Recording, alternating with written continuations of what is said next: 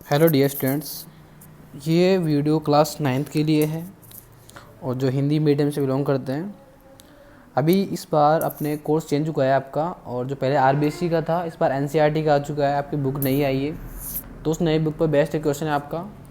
और ये first chapter है आपका यहाँ पर नंबर सिस्टम, है ना। तो आपको जो पुरानी बुक थी वो नहीं पढ़नी इस बार, क्योंकि नई बुक आ चुकी है, ठीक है। तो इसका फर्स्ट चैप्टर आपका नंबर सिस्टम इन संख्या पद्धति। इसका अपन थोड़ा सा इंट्रो देखेंगे पहले कि भाई इसमें क्या क्या दिया हुआ है या फिर इसमें करना क्या है इसमें ना। देखो, जैसे कि नाम से स्पष्ट है, संख्या पद्धति मीन्स चैप्टर का नाम लिखा हुआ है संख्या पद्धति। मीन्स यहाँ पर अपन संख्याओं के बारे में जानेंगे, किस तरह की संख्याएं होती है या फिर उनको कैसे कैसे लिखते हैं अपन, है ना। तो देखो, मैं आपको थोड़ा सा बता देता हूँ यहाँ पर संख्याओं के बारे में। तो जैसे फर्स्ट बात करें अपन संख्याएं, देखो आपने देखा होगा कि संख्याएं होती है जैसे कि 2 लिखा है, 0 है, 1/2 है, 0.42 होता है, -3/2 होता है, या फिर रूट के अंदर होती है ना। ऐसे मतलब बहुत सारी आपकी संख्याएं होती है ना। अब इन संख्याओं को कुछ न कुछ नाम दिए गए हैं, उन नाम के बारे में पढ़ेंगे अपन कि किस संख्या को किस तरीके से पहचाना जाता है। तो जैसे कि फर्स्ट बात करूँ मैं अगर यहाँ पर, तो मैं यहाँ बात करने वाला हूँ पहले प्राकृत संख्या की। प्राकृत संख्या इसको बोलते हैं नेचुरल नंबर, इंग्लिश में बोलते हैं, ठीक है। तो देखो प्राकृत संख्या क्या होती है।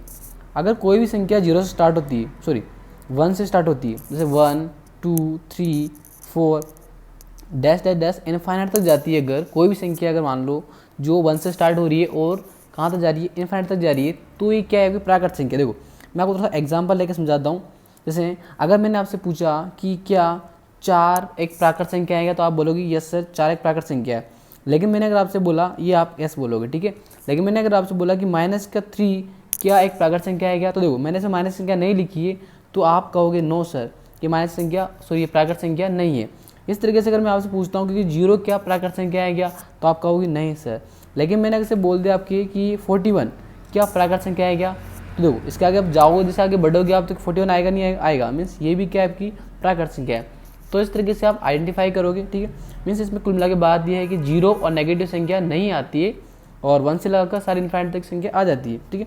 सेकंड देखते हैं अपन यहाँ पर, एक बात करते हैं अपन पूर्ण संख्या की। तो देखो पूर्ण संख्या क्या होती है, पूर्ण संख्या, है ना। मीन्स अगर आप इन नंबर्स के अंदर 0 और इंक्लूड कर दो, means 0 1 2 3 4 5 dash dash dash infinite तक अगर आप जाते हो, तो सारी संख्या क्या कहलाएगी, आपकी पूर्ण संख्या कहलाएगी। देखो फॉर एग्जांपल मैं अगर आपसे पूछूं कि 4 क्या है, तो देखो आप कहोगे सर 4 तो प्राकृत संख्या है ना, क्या कहोगे आप, प्राकृत संख्या है। लेकिन एक बात देखो, अभी 4 प्राकृत संख्या जब थी जब मैंने आपको पूर्ण संख्या नहीं बताई थी। अब मैंने आपको पूर्ण संख्या सिखा दी, मतलब देखो पूर्ण संख्या में 4 आ रहा है, मीन्स ये जो 4 है आपकी प्राकृत संख्या भी है और पूर्ण संख्या भी है। समझ में आई बात आपको, दोनों संख्या है ना। तो डिपेंड करता है कि क्वेश्चन किस तरह से पूछा जाता है आपका। तो अगर आपसे पूछा जाए कि 4 पूर्ण संख्या है क्या, तो यस पूर्ण संख्या है, और प्राकृत है क्या, तो यस वो भी पूर्ण प्राकृत संख्या भी है। लेकिन अगर मैं बात करूँ 0 की, तो देखो 0 मैंने प्राकृत संख्या में नहीं लिखा था, मैंने मना किया था कि प्राकृत नहीं है, लेकिन पूर्ण संख्या है। तो आप यहाँ लिखोगे सर ये पूर्ण संख्या तो है ना, पूर्ण संख्या तो ये वाला है, लेकिन प्राकृत संख्या नहीं है। ऐसे अगर मैं बात करूँ यहाँ पर नेगेटिव की, नेगेटिव में लिखा मान लो -42, तो क्या ये पूर्ण संख्या है क्या, नहीं है, क्योंकि इसमें माइनस की संख्या नहीं आती है। प्राकृत संख्या है क्या, नहीं है, क्योंकि इसमें माइनस की नहीं आती है। तो इस तरीके से आप इसमें आइडेंटिफाई करोगे, ठीक है। नेक्स्ट देखते हैं अपन, एक होती है आपकी थर्ड वाली पूर्णांक, है ना। तो देखो पूर्णांक संख्या क्या होती है, पूर्णांक संख्या ना, ये क्या होती है, इसको देख लो आप एक बार। पूर्णांक क्या होता है, देखो मैंने आपसे 1 से स्टार्ट किया तो प्राकृत संख्या कही, और 0 से स्टार्ट किया तो पूर्ण क्या गई। अगर इसमें आप पूर्णांक क्या होती है, इसमें नेगेटिव पॉजिटिव सारी संख्या थी, मतलब माइनस की और प्लस की। तो देखो 0 1 2 3 4 डैश इनफाइनाइट, मतलब ये सारी संख्या इसमें आएगी सही। इसके अलावा -1 -2 -3 डैश डैश इनफाइनाइट, मतलब माइनस की संख्या हो या प्लस की हो या 0 कुछ भी हो, सब क्या होती है, पूर्णांक होती है। एग्जाम्पल की बात करें अगर यहाँ पर मैंने आपसे पूछा कि -12 क्या ये प्राकृत संख्या है, प्राकृत माइनस आती है, नहीं बोलोगे आप नो सर। और पूर्ण संख्या नो, बट पूर्णांक होती है आपकी, मैंने लिख दिया इधर। नेगेटिव सारी संख्याएं क्या होती है, पूर्णांक होती है। अगर मैं बात करूँ यहाँ पर, जैसे कि मैंने लिखा 2, देखो 2 क्या है, एक तो प्राकृत संख्या भी है आपकी, पूर्ण संख्या भी है और पूर्णांक भी है। तो ये प्राकृत भी है, पूर्ण भी है और पूर्णांक भी है ना। समझ में आई बात आपको, तीनों संख्याएं हो आप, ठीक है, इनको तीनों संख्या बोल सकते हो, ठीक है। इसका नेक्स्ट पढ़ लेते हैं अपन। एक बार होती है आपकी, आप कहते हैं यहाँ पर परिमेय संख्या ना। तो देखो परिमेय क्या होती है, परिमेय संख्या ना, ये आपके काम में आने वाली है और मोस्टली अपन इसका इस्तेमाल करेंगे, इसी को पढ़ेंगे यहाँ पर। परिमेय और अपरिमेय में ज़्यादा जानेंगे यहाँ पर, है ना। ये अपने थोड़ा बेसिक है और बाकी इसको अपन मोस्टली पढ़ने वाले हैं यहाँ पर। देखो समझ लो आप, परिमेय संख्या होती है ऐसी संख्याएं जिनको आप P बटे Q के रूप में लिख सकते हो। जिस ऐसी संख्या है जिनको आप P बटा Q लिख। अब सब आप कहोगे सर P और Q क्या होता है। देखो यहाँ पर जो P और Q जो होता है ना, ये आपका पूर्णांक होता है। क्या होता है यहाँ पर, पूर्णांक।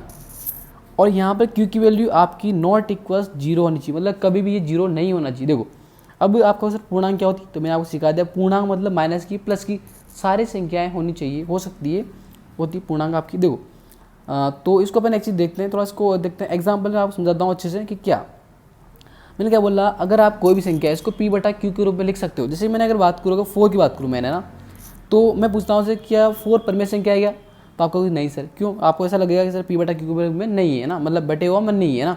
लेकिन देखो क्या इस 4 को अपन 4 बटा 1 लिख सकते हैं क्या।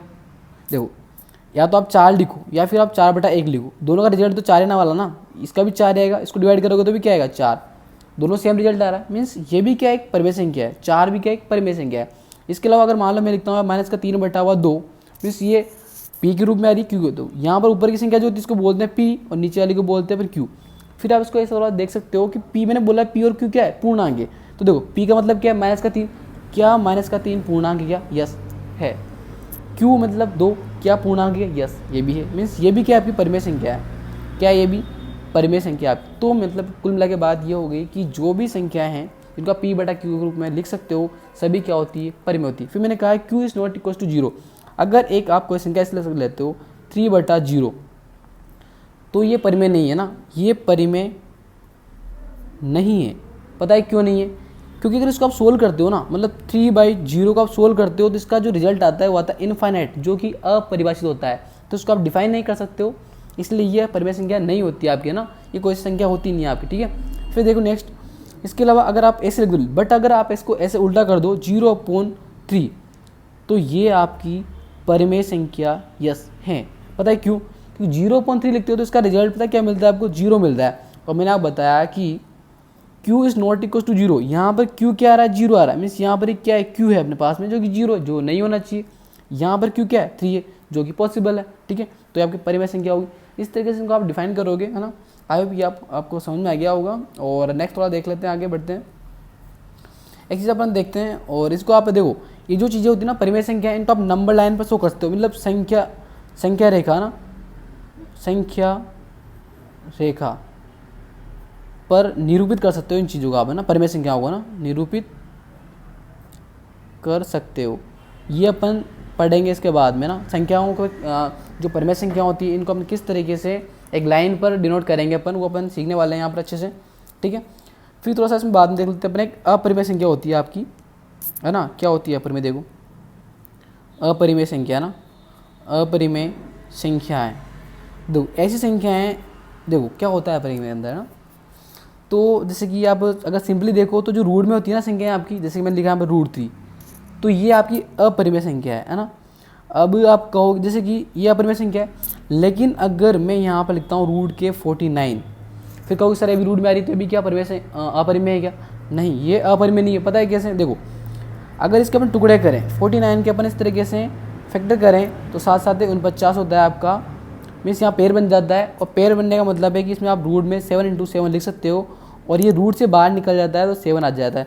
मीन्स कुल मिला के बात यह है कि इसके अंदर एक अभाज्य संख्या होनी चाहिए आपकी। क्या होनी चाहिए, अभाज्य संख्या होनी चाहिए। रूट के अंदर अभाज्य संख्या होनी चाहिए, तो ही आप बोलोगे कि यह परिमेय संख्या है, अदरवाइज ये परिमेय संख्या हो सकती है ना। मैंने बोला कि है, ये हो सकती है। मीन्स आपको रूट में जो संख्या दी जाती है इसको आप बाहर निकाल के देखोगे, उसके बाद आप डिसाइड करोगे कि ये अपरिमेय है या परिमेय, है ना। आई होप ये वाला आपको समझ में आ गया होगा, ठीक है। तो इसके बाद देखो एक लास्ट आप देख लेते हैं यहाँ पर वास्तविक संख्या क्या होती है। तो इसको मैं ज़्यादा नहीं बताऊंगा आपको, और इसका सिंपल देख लो आप, सिंपल सा इसकी जो डेफिनेशन है या फिर सिंपली। तो वास्तविक संख्या होती है ये परिमेय और अपरिमेय संख्या से मिलकर बनती है, मतलब परिमेय संख्या प्लस अपरिमेय संख्या से मिलकर बनी होती है ना। ये आपका इतना नहीं है, तो जब यहाँ पर आएगा मैं आपको समझा दूंगा अच्छे से और भी, ठीक है। तो आपको इतना याद रखना है जो आपका इस बुक में दिया हुए हैं आपके। तो यहाँ पर अपने को अपन सीखेंगे कि परिमेय संख्याएँ किस तरीके से निकालते हैं अपन, है ना। देखो एक थोड़ा सा मैं फॉर्मूला लिखा रहा हूँ आपको, फॉर्मूला है आपको इंपॉर्टेंट है। देखो इसमें मैं आपको लिखाने वाला हूँ कि दो अपरिमेय संख्याओं के मध्य की संख्या कैसे निकाल। देखो एक फॉर्मूला होता है आपका, दो संख्याओं के मध्य संख्या निकालते हैं, मतलब परिमेय संख्या, दो संख्याओं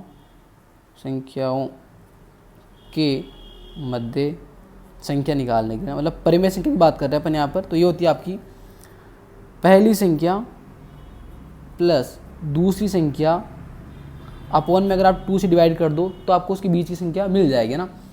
थोड़ा सा एक चीज़ आपको और दिखाता हूँ मैं। अगर जैसे कि आपको क्वेश्चन पूछा जाता है एग्ज़ाम में कि 3/2 और 4/2 के बीच में, इन दोनों के बीच में कोई 5 परिमेय संख्याएं बताएं, क्या बताएं? 5 परिमेय। तो इस तरह के क्वेश्चन आप करने कैसे, देखो बहुत सिंपल होते हैं, आसान से करना क्या होता है, आपको जो फर्स्ट संख्या दी हुई है, आपको 3/2 दिया हुआ है। देखो अगर इस संख्या के आप है ना अंश और हर में, इसको बोलते हैं अपन अंश और इसको बोलते हैं अपन हर। अगर आप अंश और हर में किसी भी संख्या का गुणा कर दे, सेम संख्या का गुणा और भाग करना होता है तो उसमें कोई चेंज नहीं होता है, आप ऐसा कर सकते हो। जैसे कि अगर मान लो यहाँ मैं इसको कर दूँ 7/7 कर दूँ, तो देखो 3 × 7 कितना होता है? 7 या 21, और ये हो जाएगा आपका 7 दूआ 14। आगे यहाँ पर मतलब इस संख्या को मैं इस तरीके से लिख सकता हूँ। अब देखो जैसे कि मैंने यहाँ लिखा 4/2 लिखा है, मीन्स 4/2 है, तो इसको मेरे को किससे करना पड़ेगा? 7/7 से। तो देखो 7 चौके ये हो जाएगा आपका 28 और इधर 7 दूआ 14। मीन्स आपको ऐसी संख्या ढूंढनी है कि जिनका जो हर होता है, ये नीचे वाला हर होता है, ये सेम होना चाहिए, ऊपर वाला कुछ भी हो डजेंट मैटर, बट ये हर जो होता है सेम होना चाहिए। देखो कैसे, इसकी बात करें, यहाँ पर आ रहा है 21/14 आ रहा है, यहाँ पर आपका आ रहा है 28/14। इसने बोला था कि 5 परिमेय संख्या ढूंढिए। तो देखो 21/14 इसका हर क्या है? सेम आ रहा है। तो 21 और 28 की जितनी भी संख्या है ना वो सारी क्या है? आपकी परिमेय संख्या है, और वो इनकी बीच वाली आएगी। तो देखो 21 के बाद आप लिख सकते हो 22/14, 23/14 और 24/14, 25/14, 1 2 3 4 होगी, और एक लिख दो आप 26/14। इस तरीके से आप यहाँ पर परिमेय संख्या निकाल सकते हो बहुत सारी, है ना। तो अपन ये क्वेश्चन करने वाले हैं बहुत सारे, ठीक है। आई होप ये वाला आपको समझ में आ गया होगा, और अगर आपको समझ में आ गया हो तो आप इसको लाइक कर दें और शेयर कर दीजिए ताकि अपन नए वीडियो बना सकें और भी, ठीक है। Thank you.